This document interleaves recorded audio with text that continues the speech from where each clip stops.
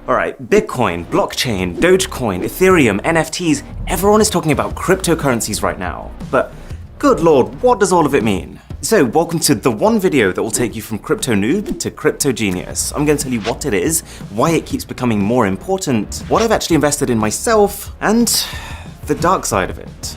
Okay, so when society was in its early stages, there was no such thing as money. We'll call this stage one. The only way to buy something off someone was to go up to them and be like, oh, I really like your horse. I'll trade you my cat for it. Sorry, Milo. I'd never trade you. But the issue with a system like that is that even though you might be perfectly happy to give up your horse, you just might not want a cat. So that trade will never happen. But that's where currency came in. Stage 2, coins, which, because they were made of precious materials like gold and silver, everyone just accepted that they were worth something. You've heard of the British pound, right? Well, the reason they're called pounds is because £1 literally just used to be £1 of silver.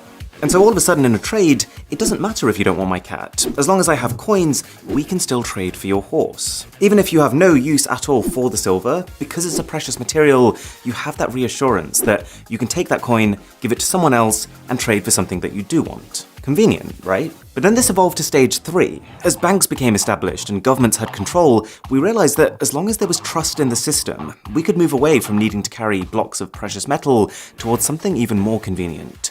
Paper money. It does the same thing, but now the money doesn't have value because it's made of pure silver, it just has value because the government says it has value. Like this £10 note here in the UK, the note itself is just made of, well, it's actually made of plastic. They changed it recently because it's more durable. But if you look closer, you can see that all this actually is the Bank of England promising that they will pay the bearer of this note £10. Really, this is just a receipt, a kind of proof that you own a certain amount of money.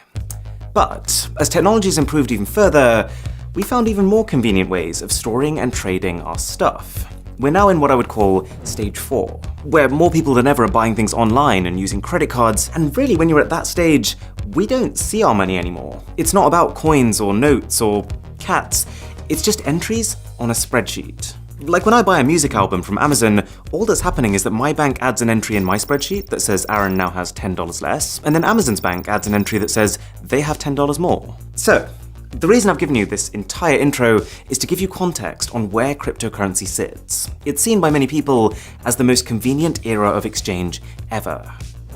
Stage 5. The way to think about a cryptocurrency is that it's 100% virtual. I know the logo for Bitcoin kind of looks like a physical coin. It really is a Bitcoin now. But with crypto, there is no gold, there is no silver, there is no paper. It really is just the transfer of digital assets. But the core concept is exactly the same. Think of them as literally just running spreadsheets of who's paid what to who. But instead of multiple banks keeping their own separate records, with crypto, there is just one enormous spreadsheet of every transaction made using that currency. And this is called a ledger. Okay, we all love a good spreadsheet, but what's all the fuss about? Why is everyone going crypto crazy? Well, there are some distinct advantages to a currency system like this. One, it's decentralized, which means that while every transaction of a given cryptocurrency is all recorded on the same ledger, there are many, many copies of that ledger, and anyone who is a part of the network has one. You might have heard of cryptocurrency mining, or Bitcoin mining. Well, all that is someone who set up a computer to crunch through transactions on their copy of this ledger or spreadsheet. There are already about 1 million Bitcoin miners around the world, and Bitcoin is just one type of cryptocurrency. The reason they're doing it? Well, if you dedicate your computer's power to mining, say Bitcoin, then you will earn some Bitcoin as compensation. So the result of this is that if I go into a store and spend 5 Bitcoins on something, then instead of just checking with one bank's records, the shop instead checks with every single computer on this network if I have enough. And assuming I do, each computer will give the go-ahead, and then every single one will update their records independently. So because you end up having this many copies of exactly the same ledger, it becomes very easy to tell if anyone's trying anything fishy. Who bought this?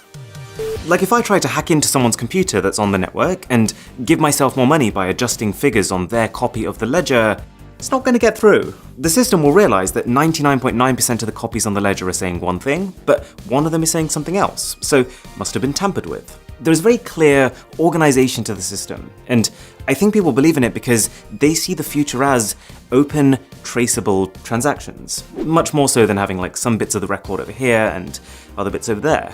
And I know it seems complex at this point, but as we go through this, I think you'll realize that for a lot of people, in a way, it's simpler. There are plenty of areas in the world that have internet access, which is all you'd need for crypto, but don't have access to traditional banks, which require a lot of paperwork and documentation. 2, and I've kind of implied this already, but the main perk of crypto is that you don't need banks anymore. Because everything is stored by the people on this ledger, you can make international payments almost instantly instead of it taking half a day with no spending limits. Plus, you don't need to worry about exchange rates, you don't need to worry about interest rates, and even transaction fees are close to zero. For some cryptocurrencies, that is. But this is where the real fun begins. Fun at parties, I promise. The reason that cryptocurrencies are called cryptocurrencies is because they're secured by cryptography. And one example of this, which a lot of the major cryptocurrencies like Bitcoin use, is blockchain. Now, people often get confused by this. Blockchain is not Bitcoin. Blockchain is not a currency itself.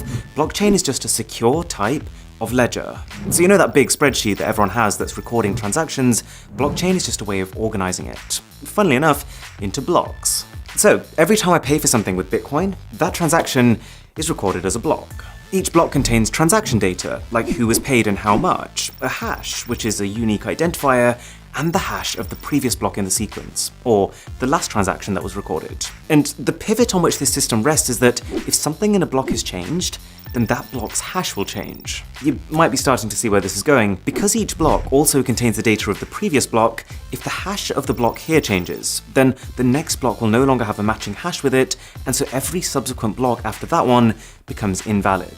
So if you combine this with what we talked about earlier, this whole idea of a million different users all having their own copy of the blockchain ledger, then if I wanted to fraudulently create a transaction that, say, paid me money, I'd have to not just tamper with a block and every single block after it, but I'd also have to do this on at least 500,000 computers around the world, so that the majority of computers in the system are also consistent with the one I've tampered with. Probably not gonna happen. Whereas just hacking into someone's dollar account and sending myself money, that does happen. And it's sometimes as simple as just literally guessing someone's 6-digit PIN.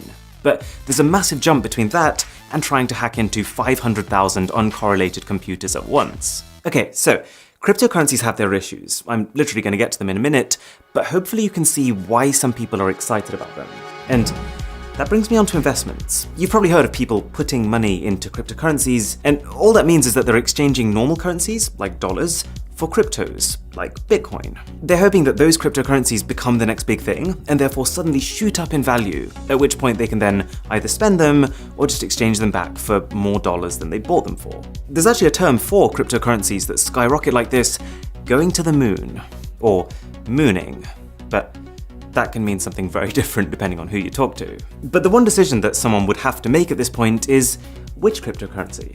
Because we've talked about Bitcoin, but Bitcoin is just one of over 4,000 different cryptos already, and each of them have different properties. For example, Ethereum, which is the second most invested in, can process transactions even faster than Bitcoin. There's one called Cardano, which is considered to be technologically superior. There's one called Litecoin, which has a newer algorithm. And if you are enjoying this video, then a sub to the channel would be delightful. So let me show you what I've done, and disclaimer, this is not in any way at all financial advice. I'm not recommending this, I've literally only put in a small amount of money that I am comfortable losing, and to be honest, the way I'm seeing it is more as an optimistic gamble as opposed to a strategic investment. The only thing that you absolutely should buy is one of these hats.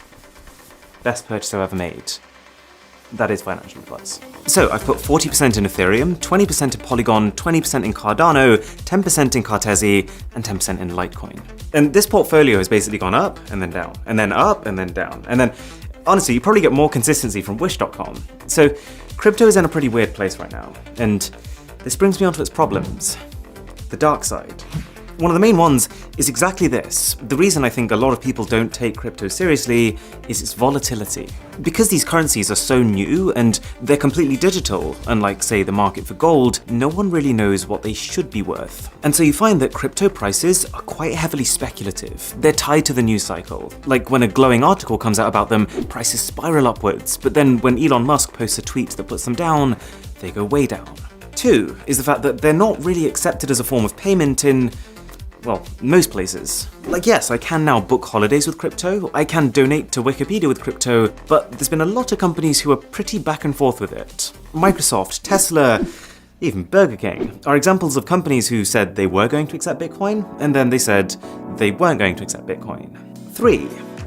There can be an environmental concern. See, the whole reason why a lot of these cryptos are so secure is because of this concept of transactions being verified many times by many computers. So I think it's a fair criticism that in itself creates a fundamental inefficiency. That much computing power requires a lot of electricity. But at the same time, you could counter this by saying that traditional banking uses more electricity, that there are newer coins with better technology that are more efficient, and that one day we'll be able to get that electricity from renewable sources.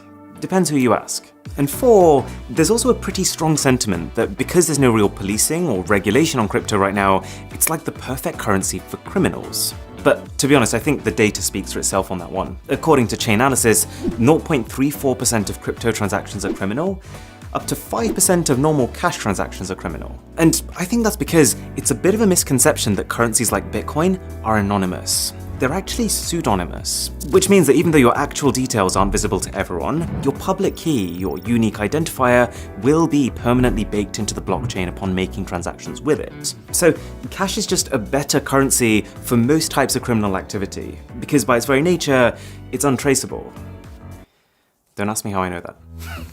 But as well as the negatives, there are also just some straight up odd things that have come about because of crypto. For example, you might have heard of an NFT, a non-fungible token. If you haven't, you might want to take a seat for this one.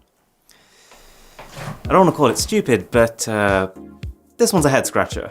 So you know how now you can go into an art gallery and you can pay to own a painting? Well, now thanks to the blockchain, you can pay just to have digital ownership over something. So it doesn't stop anyone from using or sharing that thing, but all it means is that you'd effectively be the owner of the original, and they'd all be sharing copies of it, even if, for most intents and purposes, they look and behave identically. Like, a lot of these NFTs are literally just JPEG images. I think the reason some people find this stupid and kind of funny is that there's a distinct difference between buying an NFT and buying the rights over something. So if you buy the rights over something, that's a very legitimate purchase because you can create merch or sell licenses. With an NFT, you can't. The original owner still has all the reproduction rights over that piece. All it is that you're using the blockchain to prove that you have some ownership over that asset. But clearly, just being able to say that has some value, because an NFT of this Gucci ghost sold for $3,600. The CEO of Twitter, Jack Dorsey, he sold the first tweet he ever made as an NFT for $2.9 million. 5 words! I could do that. Any takers? And this one just blows my mind. This photo, which is basically an overview of one guy's pieces of art, sold for $69 million. Very nice. To clarify, this literally just gives the buyer some digital ownership over a JPEG image. And finally, you might have heard of Dogecoin. Dogecoin is based on the same tech as Litecoin, but it was created as a joke. People started sharing it and putting a bit of money into it because they thought it was funny, but that propelled its value to the point where now we have people who have actually become millionaires just because they bought Dogecoin when it was cheap. It's an interesting world out there. If you did find this useful, then do consider sharing it with a friend or family member who could benefit. I would really appreciate it. And for my best phones of 2021, click here. For an Instagram story that crashes your phone, click here. My name is Aaron, this is Mr. Who's the Boss, and I'll catch you in the next one.